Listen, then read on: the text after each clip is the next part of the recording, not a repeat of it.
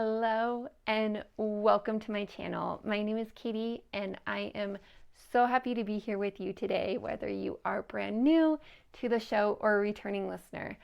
So happy to be here with you to bring you conversation, to bring you some practice focused on embodiment. Embodiment being a path, a practice, a process that has everything to do with being in connection with self, with all the parts that you are, mind and body. Here we go a step further.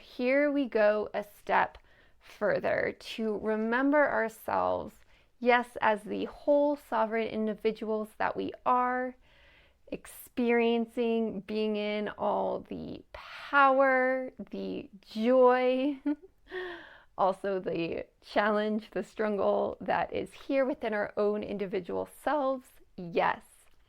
But here we take it one step further, and here we get to be in connection to the whole of life on planet Earth, the whole web of life here on planet Earth, as we each find ourselves in connection to the communities, the ecosystems that we are part of. Here in this embodiment work, what we get to do is find ourselves, right? We get to ground in, find our grounding, that grounding within self, that grounding in connection to the earth, the land that we stand on, as we walk those paths that are best meant for each of us.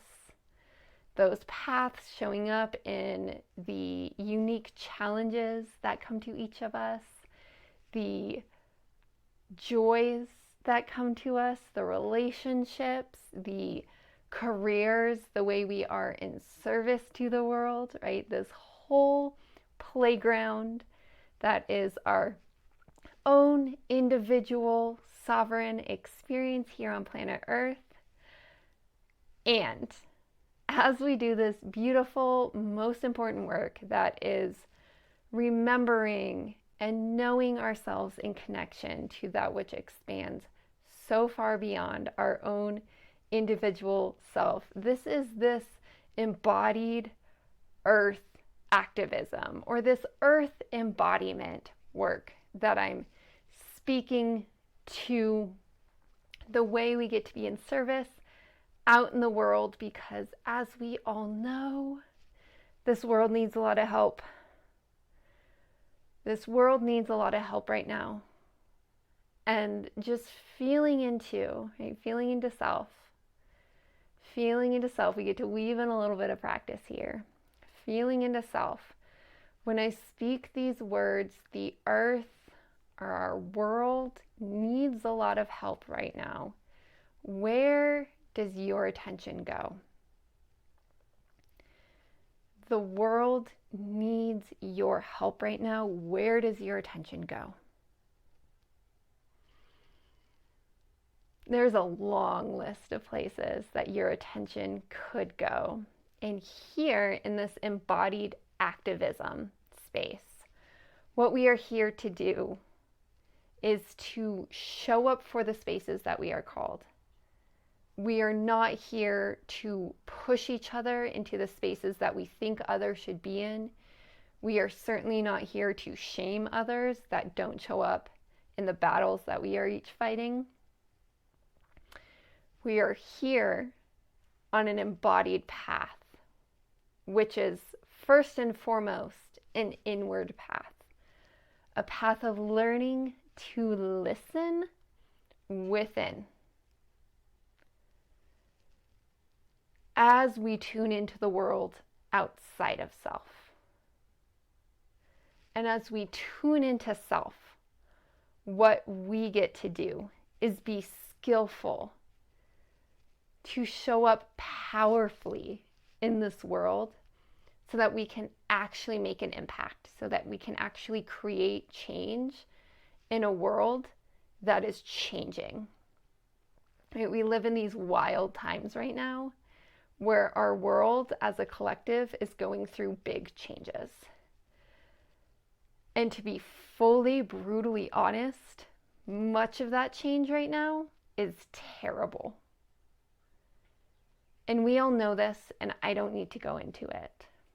But what we get to do here, what we each get to do here as the individuals that we are, right, making this choice, this conscious choice to show up and listen to these videos or go further and read my blog posts, go further and do the guided practices, right, in the courses or the membership that I have, or show up in Circle live on Zoom, which is now an option, right? As we come together in community here, what we are doing is being a stand to be the light in a world that is facing some terrible darkness, right? You can just reality check. We are in big times, dark times.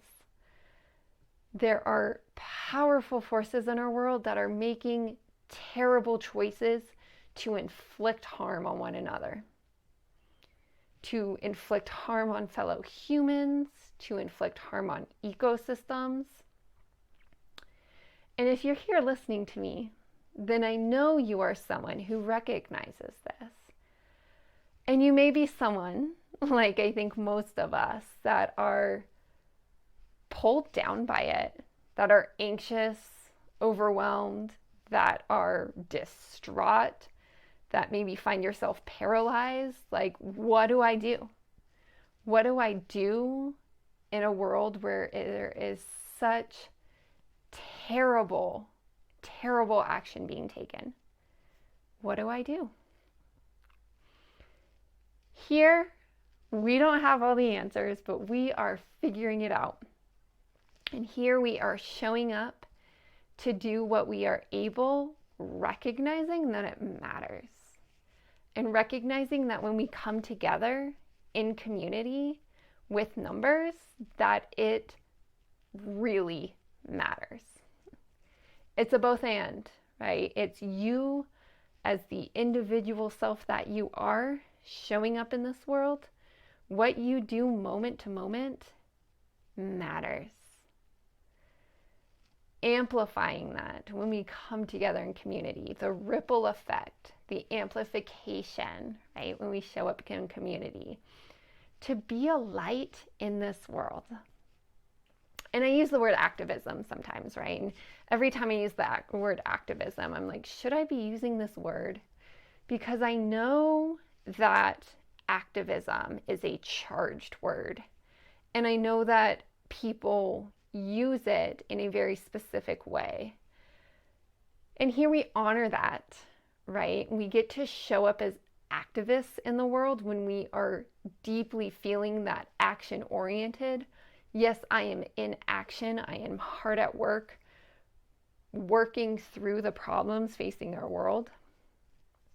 And also, we get to be in the space here where we can recognize activism, right? This being in action, this being in service to that which is beyond self, to the problems that are facing our world that are beyond self. And also, I'm going to add on another layer here. This is the power and the magic of embodiment work, is it's never one thing or another. It's always a both and. It's always layered. This is why I love this work, because it's like we're doing it all at once. So adding on this other layer here, what we are doing here, right, as we are in action beyond self and service beyond self, what embodied activism or embodiment in general requires, it demands this, that you are never acting beyond self without also being present, in tune, and working within self. There's this false narrative in our world that we are separate from other forms of life, that we are separate from each other, that we are separate from Earth, that we are separate from the universe, right? And there's this deep spiritual truth, but it's also a practical teaching, right? So it's deeply spiritual, and this is the realm that I work in, right? You know, if you know me, you know I'm not someone who likes to hang out in the airy-fairy spiritual teachings that kind of like take us out of reality. Like, I'm not interested in that. I've been owning the name the mountain mystic, right? This grounded mysticism where, yes, we get to play in the airy-fairy, high and mighty spiritual teachings. And that's fun. But what matters is that we are grounding it in. We are finding ways to make it practical. So again, there's this kind of deep spiritual teaching that has to do with non-duality, right? With oneness. And, you know, it comes through in words like as above, so below, right? As within, so without. And we get to experience this in our lives. When we do something like show up in service to, keep looking over here, to the forest, right? I talk about this a lot.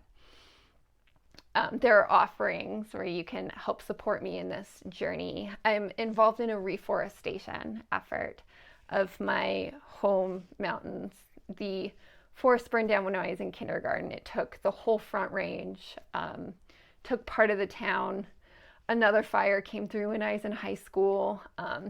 First fire burned 50,000 acres. Second fire burned another 150,000 acres. So hundreds of thousands of acres of forest have burned in the mountains. So currently I'm in a project to reforest.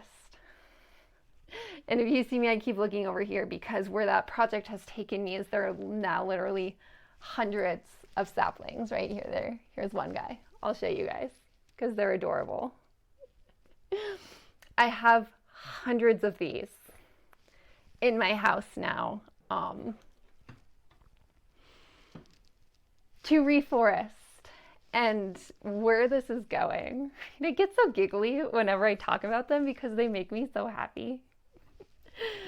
They bring me so much joy, and it's this ridiculous project, you guys. Like, each year I've been trying to grow saplings, and each year I've only gotten, like, the first year I got none. Last year I got 5, but then only 1 survived. So this year I'm like, I'm just gonna go for it. Me and my partner, like, he purchased the seeds, and we're like, okay, let's just plant hundreds of them, and then maybe like a few dozen will survive. Every single seed sprouted, except maybe 3. I think we have 3 empty pots. Every single pot out of the hundreds that we planted have sprouted. And now I find myself living in a forest. And it's so fun. And it's also ridiculous because they take a lot of work. And we no longer have a dining room because they have taken up the whole area. Anyway, what we were trying to speak to here was in this line of work, on this embodiment path, whenever you show up for anything, right? Maybe it's service to the world outside of yourself, or maybe it's going inward to work on something within self. The effects of that, the ripple effects, are going to be felt and experienced both inside and outside of self. There is no separation. So I've been, again, initiating this reforestation project. When the vision came to me like 3 years ago, right? It came to me as this vision of the whole mountain being reforested. And at first I was like, okay, this is metaphorical. And it was at that time that I launched the first version of We Are the Forest, which is our membership program here, which I actually just relaunched. In We Are the Forest, my membership space, we get to do all the embodiment work, that is going within self, from self, recognizing that in our own individual selves, how complex and interwoven, many layered we are, right? Just like any ecosystem, any forest outside of self, we as our own individual selves are our own ecosystem. There are so many different aspects of self, and we really are only consciously attuned to like this much of it.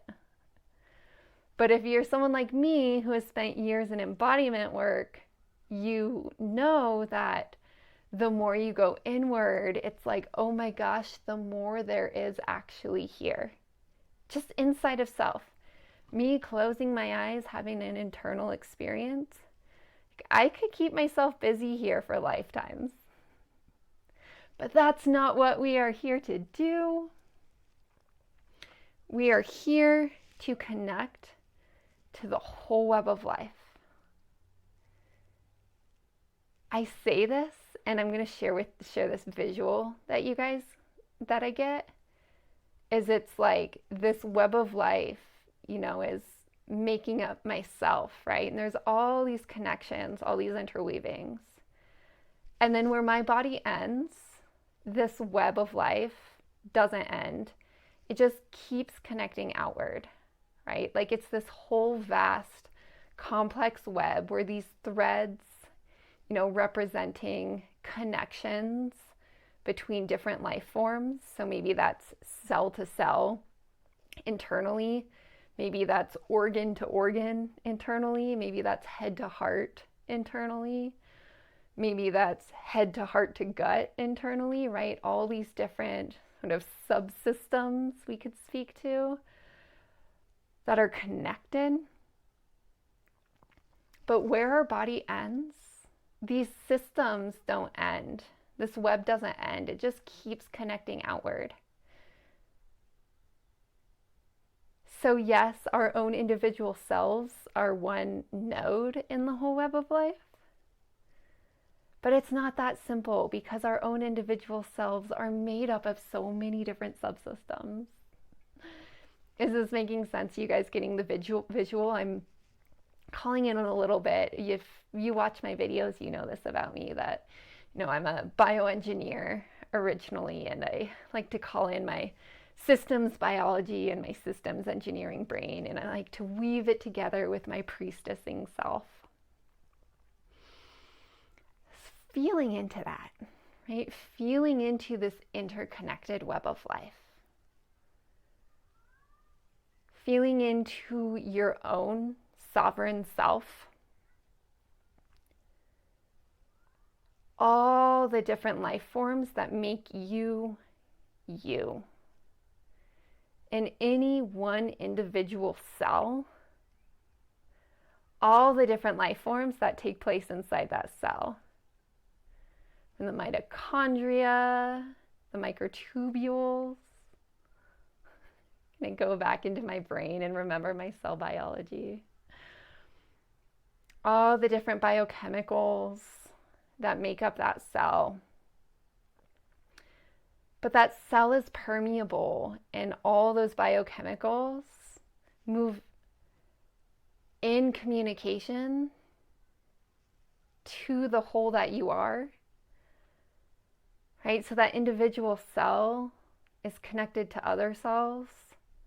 It's connected into your bloodstream. It's connected into your nervous system. That connects to other systems in your body. It's individually within self. And feeling into this. Feeling into how much life makes you, you. And then as you feel into this space, expanding outward, thinking about the food that you ingest, that is another life form that was grown on the ground or raised on the ground somewhere else, and then becomes you. Some of it fuels you, some of it literally becomes you. Maybe you think about the ecosystems that food came from. If you're like me here in America, maybe that doesn't invoke a good feeling. Maybe you're really blessed in America and you have really good food sources. It's not the norm here. So when I tune into that part of the web of life that connects me to the food I eat, what I experience isn't often good feelings, right? It's like crunchy. It's like, oh, I don't really want to feel into that. And that's important, right? It's important, right? This is kind of going to the next step, is that as we tune in, we are paying attention to how we feel in our bodies. Ooh, does tuning into this make me feel good? Does it make me feel crunchy? Like, is there something here that wants me to pay attention? Oh, now that I spent some time tuning in to my connection to what I eat, wow, maybe it's time to bring more awareness to where I'm getting my food. Where is my food coming from? So this is one practical way, right? This is one practical way that this high level spirituality, right? This as within, so without, this oneness principle becomes very practical. The food you eat, right? This connects you to the land. This connects you to plants, to animals. And I want to say, what better way to connect into the web of life than through the food that you eat? But you can do this through everything, right? I am a ultra runner, right? My favorite sort of playground in life is ultra marathoning, right? This is another reason, where the mountain mystic comes in, is I spend so much of my time out on the trails, out on the earth. And while I'm out there, I am focused, centered on a very individualistic, one could almost say selfish goal, right? This is about me, a sport I play. This is about me getting faster, doing better in races, right? This is about me, my own individual sovereign self. But what this has taught me, right, as I am out on the trails, out in connection to the earth, this is the space where I have become the most changed. I wrote about this, again, I write about this all the time. One of my favorite things to write about this, my ultra running, right, in connection to my own embodied path. I wrote about it more in my most recent blog post on embodiment. Nobody would expect this. Nobody would teach this. Nobody would guide you through this. But this is the sort of magic and power of the embodied path, is you just show up to the things in life that light you up. As ridiculous as it seems, like I'm going to go become an ultra marathoner and it's going to completely change my entire business and my entire life and my entire worldview. Because as I spend so much time out on the earth, oh, what better way to go deep into self. And as I'm going deep into self, I am also connecting out into the ecosystems that I'm running through. And this is really where We Are the Forest came from. This is where Upward Slopes came from. This is where the Mountain Mystic came from. Which is all just different names I use to point to the same thing. This earth embodiment work. This is where the idea for the reforestation project came from. Was me signing up to go run 100 miles. And I'm like, wow, after I sign up to run 100 miles, I'm going to have to be outside like hours and hours and hours and hours and hours every week. And as I do that, I'm going to have to spend so much time focusing on myself. And as I do that, I'm going to spend so much time connecting into earth. Me connected into self, connected into this earth. That is embodiment work. And this is what I want for you. And you don't have to go do a reforestation effort to do it. You certainly don't have to go run a 100-mile race to do it. But if you want to do any of the above, that's amazing. Cool. Reach out to me. Let me know. The point is, what is calling to you? What is speaking to you, to the spaces that you want to show up for in life? The acts of service that you are devoted to, or the goals that you have for self. Here we get to call in all of it and be in all of it, because we know that at the heart of all of it, that whatever you're doing within self ripples out into the world you are part of. And whatever you're doing out there is going to impact you within. There's no separation here. Of course, there are ways to do all this and live a balanced life as you move through life, so that overall, yes, there are times where you are more focused in service. There are times when you are more focused internally. There is no right nor wrong way to do this. There is only taking each step as you move through life, doing the best you can in any moment to discern where the best space is to put your attention, to give your energy. This is the embodied path. And I'm so happy to be walking it with you. Some other ways to join in. Join me in Circle. You guys, I just launched 3 circles. One of those circles have been going on for over a year now, but it's been going on inside a network that I've been teaching in. But that circle is moving now into our own space here. And with it, I'm launching 2 other circles.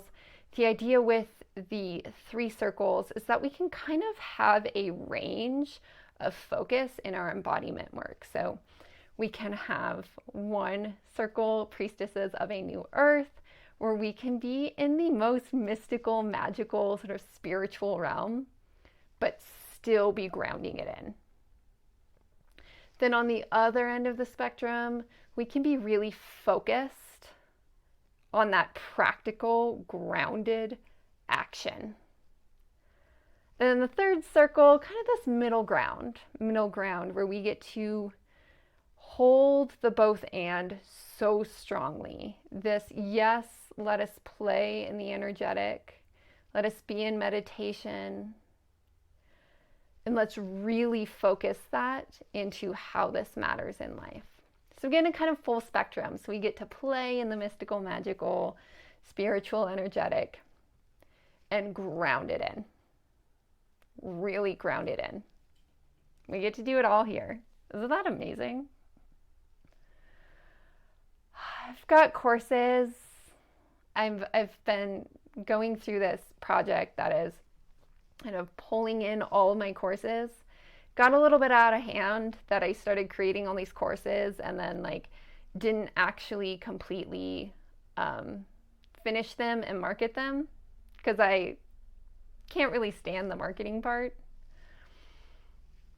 But I'm doing a thing where I'm going through, I'm pulling all my courses together, putting them in one place so you can kind of scroll through them. Check out the ones that resonate with you. Join me in membership. As I mentioned, We Are the Forest is up again. It's our membership. That's how you can access Circle.